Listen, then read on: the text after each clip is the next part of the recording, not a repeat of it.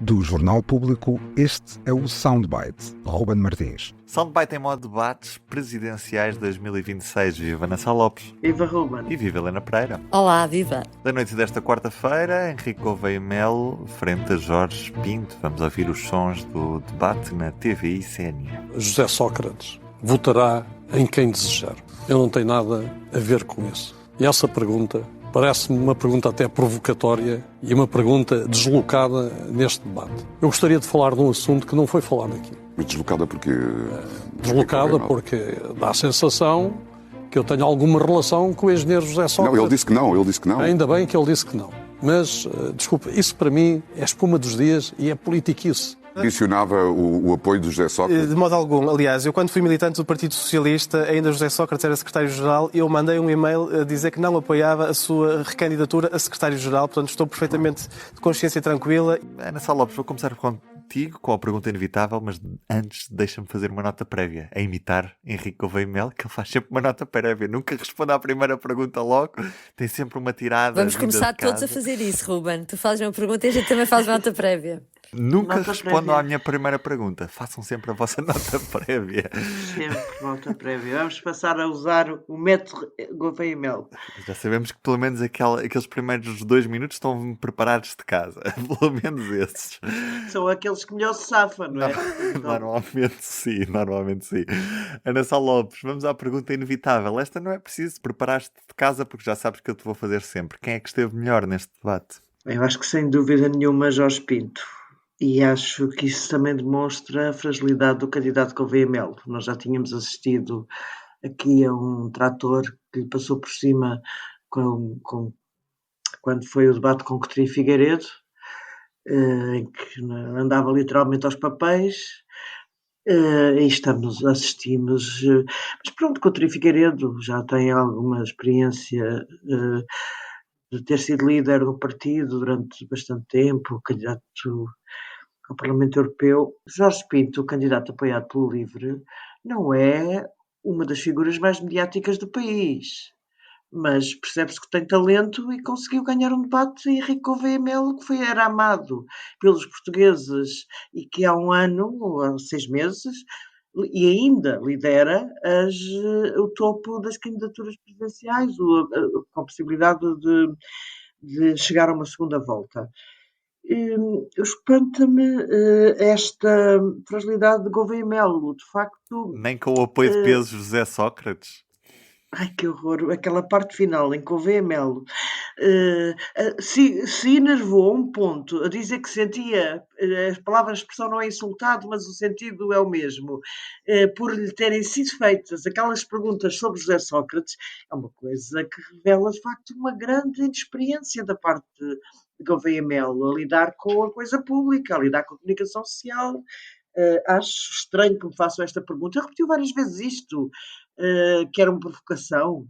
Quer dizer, era a pergunta do dia. De facto, José Sócrates, queira-se ou não se queira, foi primeiro-ministro deste país, aliás, eleito com uma maioria absoluta em 2005 e depois com uma minoria em 2009. Quer dizer, está neste momento sob julgamento. Foi entrevistado. Quem o quer entrevistar, enfim, está no seu direito.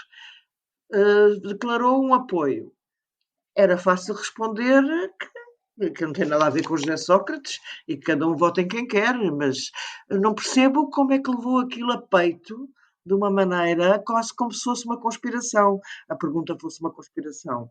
Gouveia Melo ainda não percebeu bem em que lugar é que está, não é? E o que é isto da política e do jornalismo político? Eu acho que ele não percebeu mesmo o lugar a que se candidata.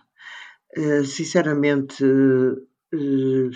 esperava-se de Gouveia Melo, eu não esperava que... Havia quem dissesse que ele iria ser depois muito mau nos debates, mas eu, pronto, enfim, como sou otimista, achava que não seria tão mau. E agora, frente a uma pessoa como o Jorge Pinto, inexperiente, dar-lhe um baile, porque foi aquilo que se passou. Jorge Pinto dominou o debate inteiro e dominou com as propostas do LIVRE, em que, por exemplo, na parte do pacote laboral, que é aquela parte que neste momento está em cima da mesa. Gouveia Melo, que já disse no podcast de Daniel Oliveira que podia até vetar o pacote laboral e que, entretanto, mudou de ideias, agora já dizia que não se pronunciava enquanto não chegasse a Belém. E Jorge Pinto teve uma resposta absolutamente clara e, a dada altura, Gouveia Melo também lá entrou e concordou com Jorge Pinto, portanto veio a reboque na parte dos contratos a prazo, do aumento do número de contratos a prazo possíveis. Jorge Pinto liderou essa parte como liderou outras. E depois, quando o Jorge Pinto fala, é-lhe perguntado, não é? Jorge Pinto que mete isto em cima da mesa. José Alberto Carvalho pergunta a Jorge Pinto sobre a tese de doutoramento dele que fala do rendimento universal, rendimento básico universal. É-lhe perguntado isto. E Jorge Pinto diz que pronto, que é uma experiência, que já houve uma experiência em outros países e que obviamente que não diz que defende a implantação amanhã. É uma proposta, aliás, do LIVRE, mas de fazer isso em experiência. E, de repente, Gouveia Melo entra com os esquadrões, com a esquadra naval, e diz que acha que as utopias podem ser muito perigosas.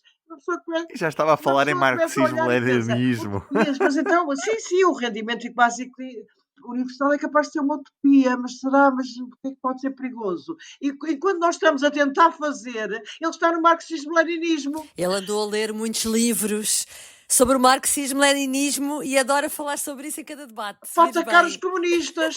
Bem, e de repente Jorge Pinto, que não é comunista, fica ali um bocado a dizer, bem, mas isso não é comigo e tal. A sério, eu não consigo perceber esta estratégia.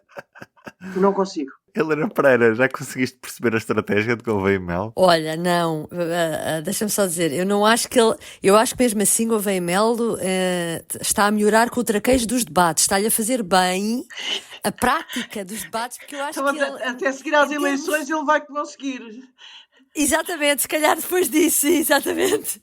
Mas pronto, mas nota-se aqui um esforço.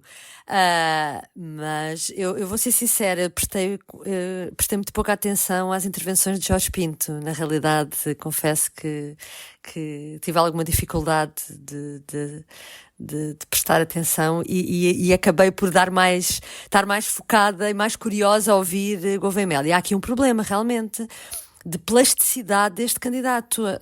Ana, tu referias a história dele ter dito já no passado que vetava o pacote laboral. Poderia vetar o pacote laboral. Podcast com o Daniel Oliveira e nunca mais o voltou a repetir.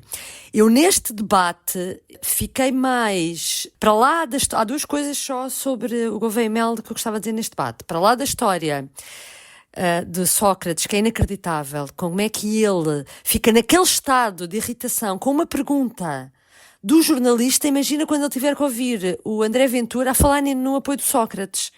Nessa altura, então, sai da sala. Não sei o que é que ele fará. Sai da sala, sim. Porque foi uma pergunta, nem sequer era do seu oponente, era do jornalista. Que os assessores dele deviam ter avisado que era normalíssimo que essa pergunta ia surgir, por amor de Deus. Ia ter uma resposta. Portanto, não se percebeu. Ele já tinha começado o debate de uma forma um bocado arrogante, quando lhe perguntam sobre as leis laborais, e ele começa logo a dizer: isso são temas das legislativas, não são esses temas que eu gostava de ver aqui debatido. Portanto, aquilo parece, ele começa logo, vem logo mal disposto, começa logo a dizer mal da primeira pergunta e depois diz de mal da última. E nos termos também, se ele diz que aquilo era deslocado a pergunta, a forma como ele reagiu é que foi para o lado deslocado. Mas voltando a outra coisa que eu acho importante que aconteceu neste debate e que aí o mérito foi de Jorge Pinto, dizer que não prestei atenção, o mérito foi de Jorge Pinto, nem sequer foi do jornalista, porque é quando ele faz a pergunta, vira-se para o Gouveia Melo e pergunta-lhe: eu já disse que se a direita fizesse uma revisão constitucional, eu dissolvia a Assembleia. E o senhor o que é que diz? E depois ele repetiu aquilo 2 vezes até realmente o Zé Alberto Carvalho pegar na pergunta e pedir para Gouveia Melo responder. E aí dá-se um caso estranhíssimo, por isso é que eu acho que este candidato é tão plástico. Se nós juntarmos todas as respostas dele nos debates, vai-se ver que não bate certo as coisas que ele diz ao longo do tempo. Porque o que é que ele faz?